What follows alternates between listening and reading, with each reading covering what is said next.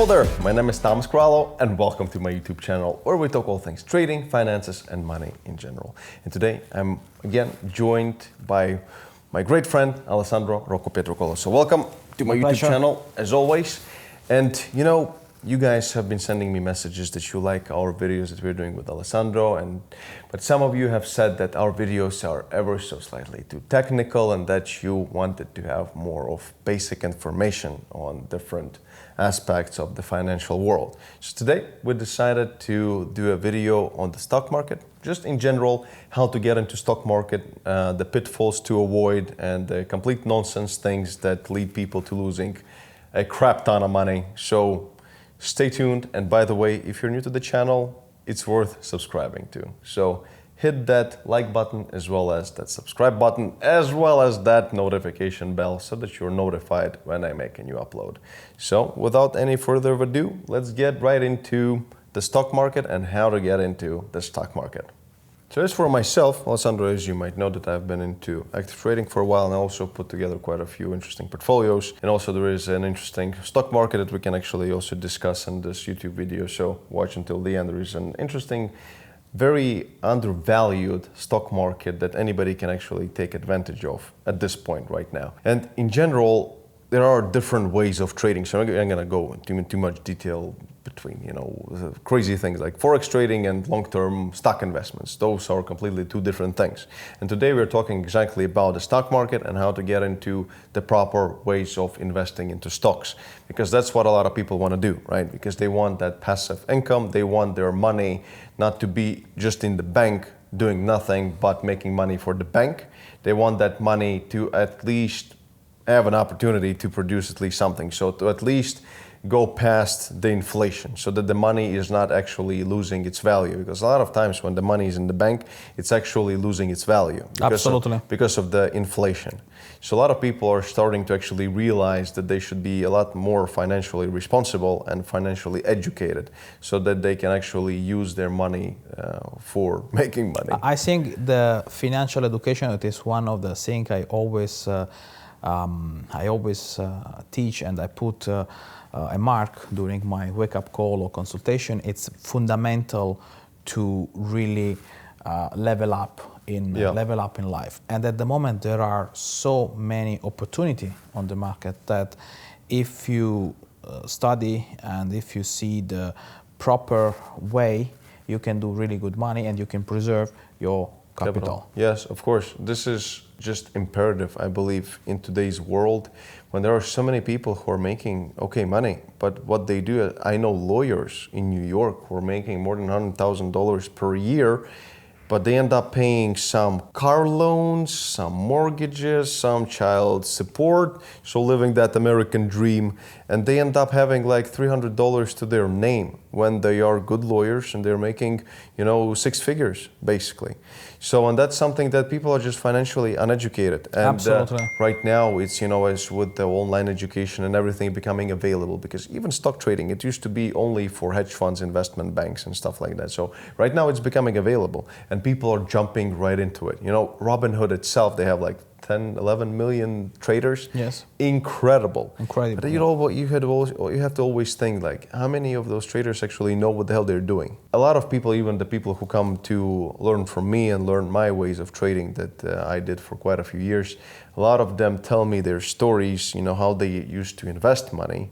Most of the people were investing in just some overpriced, hyped up rubbish stocks like GameStop. What's your opinion on stuff like GameStop? It's not a good point to pick a stock just because it's trendy on the market. Most of the situation where it start to be, let's say, famous and everybody talk about is the moment to sell it. It's the moment to sell it. Yeah. Same for Bitcoin. Same for any other stocks. When it start to be popular and mass media talking a lot, it's already too late. Yeah, it's already too late. And I agree with you. So many people. There is one guy who joined one of my learning programs. He told me that he lost about $50,000 or so on GameStop alone. So he got in at the peak. And if you think about it, I mean, when I buy stocks, I buy them real low. So I want the stock that is, it has potential, so it has intrinsic value. The company fundamentals are good, so all the reports, projections, blah, blah, blah, blah, everything checks out. And the company, for whatever short-term reason, might be undervalued a little bit, or maybe there is some kind of a crisis happening in the world, like with COVID. During the first COVID wave, you could get into many stocks at an incredible discount. Yeah, at like 30% discount, 40% discount, and this is a good way to do it. So, for example, I like the word discount. Discount. It's the right mindset how to call it. I think you've mentioned it also in your story that, and it's a good point. I liked it very much that if, for example, you bought the stock today and tomorrow it would have been, at minus 30%, for example, would you see it as a loss, or would you see it as an opportunity to get into it more with a discount and get yourself a nice average price? And I agree with you. So this is something you really have to believe in the stock. So for you to believe in the stock, you have to understand it. You have to understand, yeah. So if you don't understand it and you just go out and buy some rubbish like GameStop because everybody's buying it, prepare yourself for losses, buddy, because you're gonna lose a lot of money very quickly. There are some success stories. I mean, there are people who get lucky, but... Of course, but we are talking about to be as much scientific possible. Scientific, yeah. Yes, yeah. rather than betting. Obviously, there is even who won lottery or who won in casinos. So, but it's not the way how you should... this is not very responsible. How you should face the investment you are picking, You can be a gambler or you can be Warren Buffett. Exactly. Because Warren Buffett or Goldman Sachs, how can they produce such results year after year, like what, 30, 40, 50 or whatever? It's crazy. Systematic. Buffett is 7th year that he always in profit. Always in profit, every year. If it go bad, he do 15%, 20% when it's when it's not going well. And that's, number one. So you have to understand the stock. So you have to understand the technology behind it if it's a tech company, for example.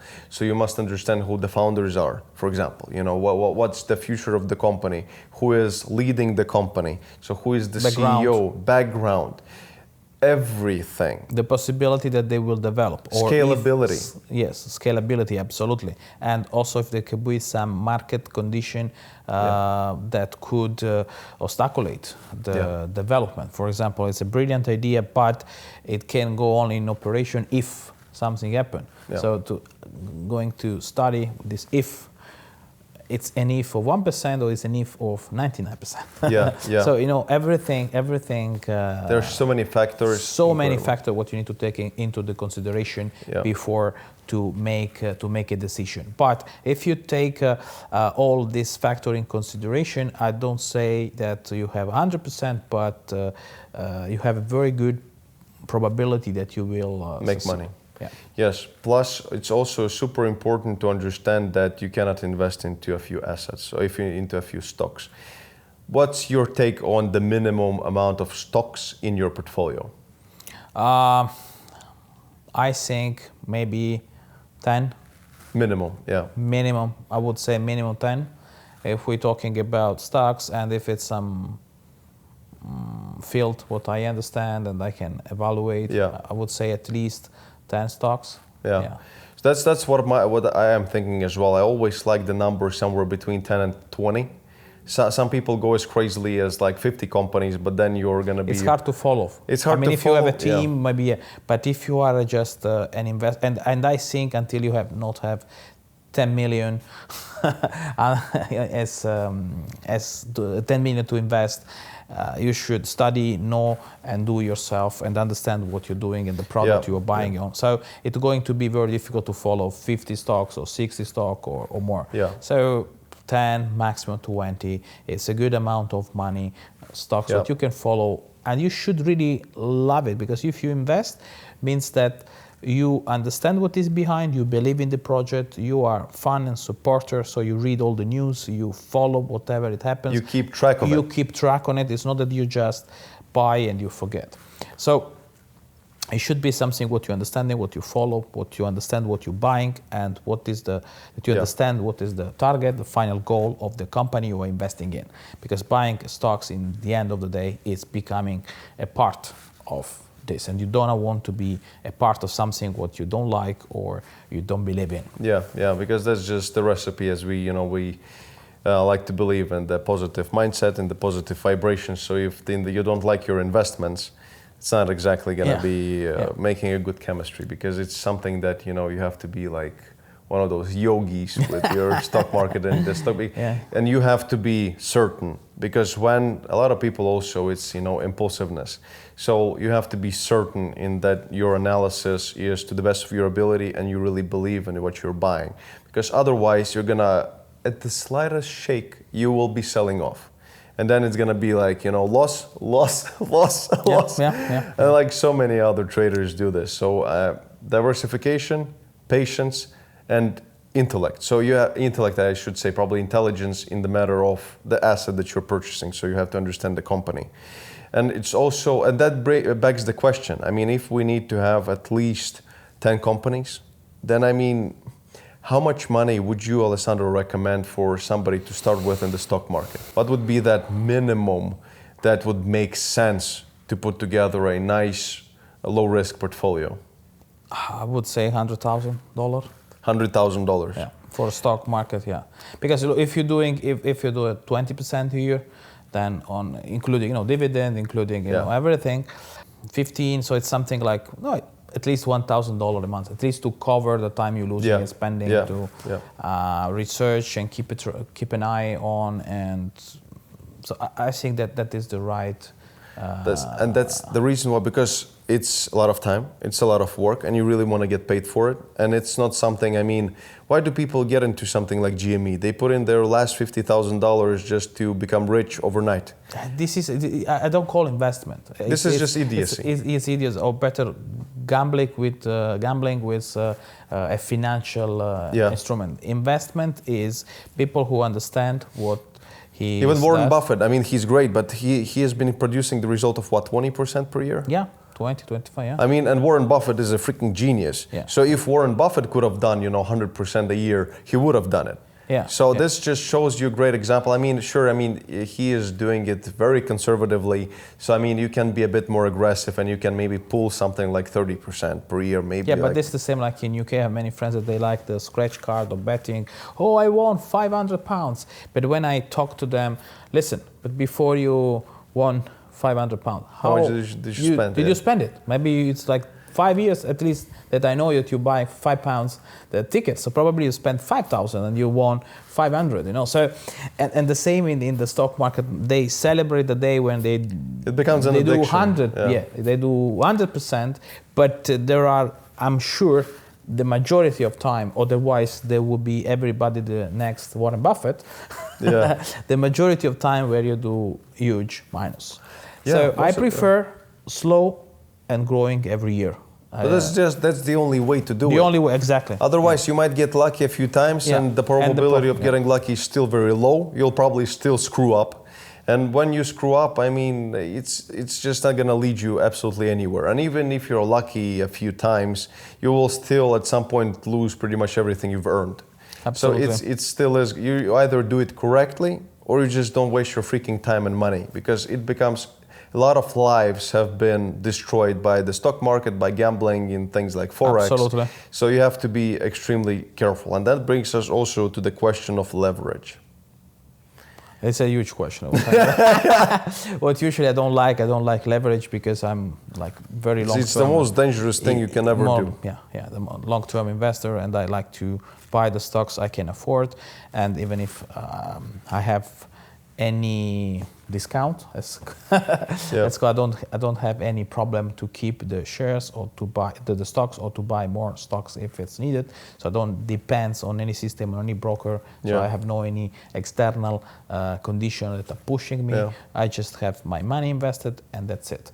I rather more focus on making more money to invest than to follow the leverage and all those kind of things. Right. So that's what always has been my opinion as well. I've never put together a portfolio with leverage, even crypto. The crypto is so volatile, you don't even need leverage. Crypto is only good that apart that probably you don't need, but there is still greedy people. They are crazy. They go on not Bitstamp, how it's called, BitMEX with 50x or crazy They end up. There are people. Today I received a message on Instagram, and by the way, follow me on Instagram. There was one guy who sent me a message saying that he lost 2,000 euro, all of his money, in one day. So I was like, holy shit, dude. And he was like, yeah, it was because of my trading psychology. And I was like, it probably wasn't just your trading psychology.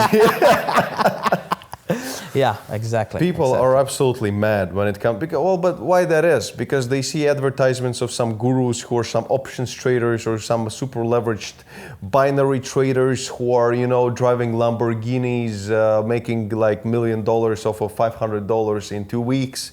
It's just nonsense. It's mathematically, maybe it's possible, but it's just the same as we spoke about. There is a difference between theory and practice. Absolutely. And in practice, it's just like going to a casino with $5 and hoping to walk out with $1 million. It's close to impossible. If it were possible, then the casino wouldn't exist. Okay. So it's like winning a lottery. So if you want to take it seriously and you want to make money, you want to preserve your capital, you want to invest your money, forget about leverage. Forget about pump and dumps like GameStop when there is really no intrinsic value. It's just being drawn up by something beyond the intrinsic value. So it's like a hype. It's something that is, synthetic. So it's not even the value of the company. So stay away from that. Maybe you can, for the beginning, to keep your risks low, you can stick with something like blue chip stocks. Blue chip stocks are those, good old boys that are, very reliable, so to speak. So you can get a sensation for what a stock market is like. But, and always diversify.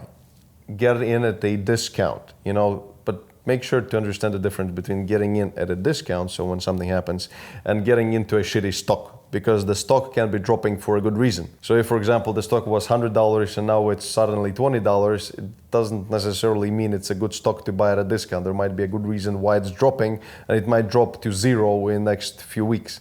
So you have to be very careful about this as well. And understand what is the behind. What's behind it. And it takes a lot of time, it takes a lot of practice, and I would personally, I'm an educator, so of course I'm gonna say it, but I do still strongly believe that it's better to spend some money on education and get educated in the world of active trading or long-term investments from somebody who has at least some kind of an experience, so that it's gonna save you years of time and probably a lot of money as well. Because people, sometimes they say, it's so expensive, few $1,000s for education, or even $500, whatever, it depends on the package program you select and the educator. But at the same time, there are people who are losing hundreds of thousands of dollars in the markets, and that's not expensive. What expensive is the education. They see like a cost, but even in the fintech, I have seen this many times. You are going to open a fintech company, maybe you probably spend $250,000 or $500,000, and you do not want to buy $1,000 or $2,000 consultation to have a full idea of all the options on the table. I don't know why they see as a cost, but it could generate much more expensive. The same in education, the same when you're opening a business. I don't know why it's still, but the things are changing slowly. Yeah, people are getting used to it. That people are starting to understand that learning from somebody is not a shame, and that you have to break a few eggs to make an omelet. So maybe you'll pay somebody for education, maybe you'll get nothing out of it. But you have to try. If you compare it to even trading education, if you compare it to becoming a doctor, how much does it cost to become a doctor in the United States right now, for example? It can cost you like $1 million, really. And then you're going to be paying off your student loans for the rest of your freaking life. Even if you take the most expensive course in the world of trading from some famous guy, or I don't know, you go for Assisted Plus package of my learning program, which is quite expensive. It still is going to be a fraction. Like it will be this small compared to becoming a lawyer, a super cool IT specialist or whatever. So this is also imperative. So I think that anybody who is looking to get into the stock market, it's nice to have a helping hand. So that will save a lot of time. Absolutely, as well as absolutely. What is for you the most underrated market, just to come to an end, because the people are... Okay, all right. By the way, keep watching. Yeah, I think a very, very important topic, and that is something that I wanted to discuss in this video as well. A lot of people are focused very much on the United States stock market, and it's an amazing market. I mean, it's like on steroids, so it grows like crazy. But dividends are quite low, mostly. Dividends are quite low, but yeah, they grow in. Yeah. So it's quite a tough market to be in. It's highly competitive, and most of the time it's overvalued, in my personal opinion. Especially, things like Tesla and stuff. It's a bit crazy. But one of my favorite markets, and that is something that I'm also teaching my students at tomskralo.com, and that is the Russian stock market. It's the market that anybody can join. And this now is even in an interactive broker you can trade. In interactive brokers, they have the Moscow Stock Exchange. Yeah, and the commission not too high. No. So even for no Russian, you can trade without any problem. And this is actually the cheapest, one of the cheapest stock markets that you can trade. And I mean, if you want to practice, and this is the stock market where you can put together a portfolio of like a few $1,000s.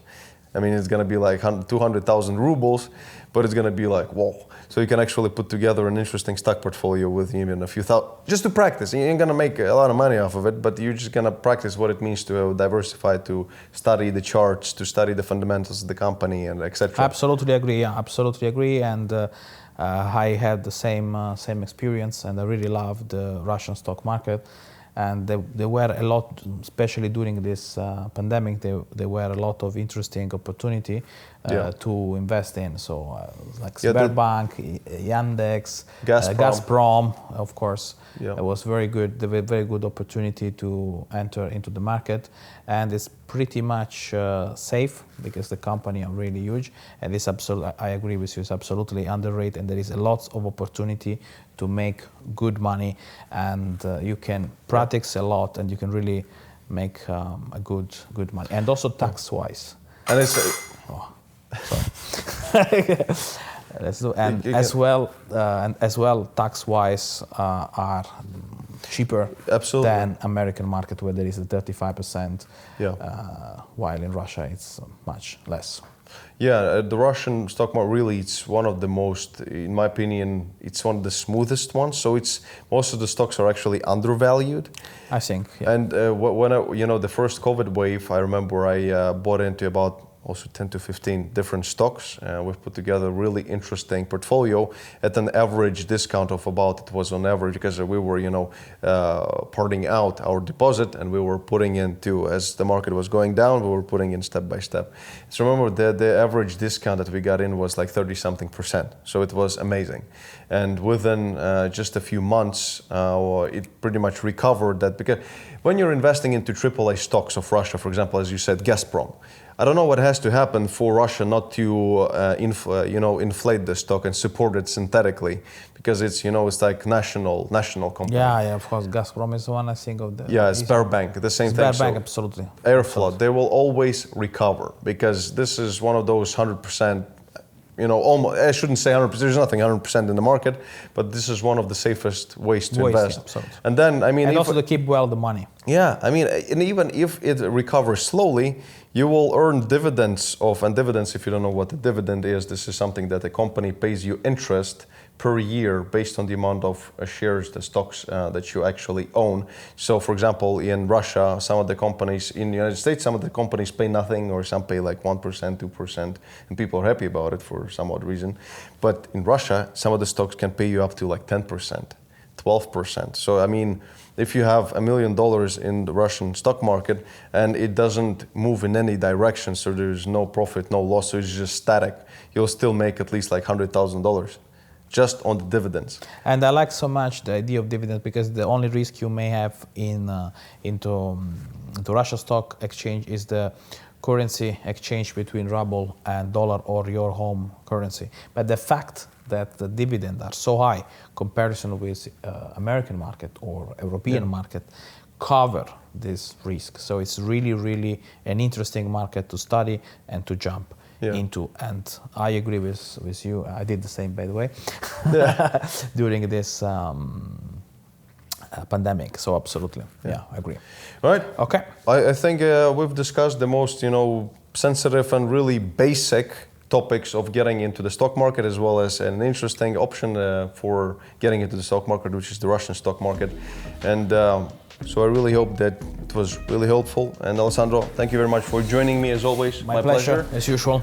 And I'll leave all the links to Alessandro down in the description. He is an incredible fintech expert. He's been into fintech for like 20 years. If you're looking to create your own hedge fund, or if you're looking to start your own crypto exchange, whatever, this is the guy to go to get assistance with creating any of that. So fintech is the future, and Alessandro is the guy who will help you to do it. And as always, all the links to my trading education, one of the best trading learning programs in the world, down in the description. And please subscribe, like the video, and thank you for watching.